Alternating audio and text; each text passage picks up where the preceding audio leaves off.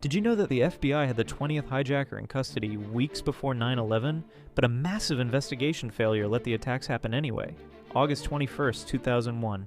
Flight instructors at a Minnesota aviation school were getting seriously creeped out by their new student, Zacarias Moussaoui.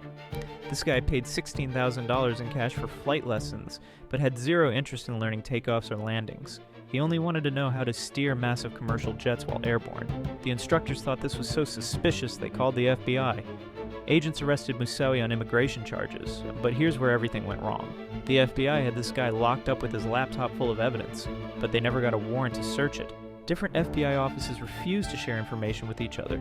If they had just looked at his computer, they would have discovered the entire 9/11 plot. Flight training records, contact information for the other hijackers, the whole operation laid out in digital evidence. One simple search warrant could have prevented the deadliest terrorist attack in American history.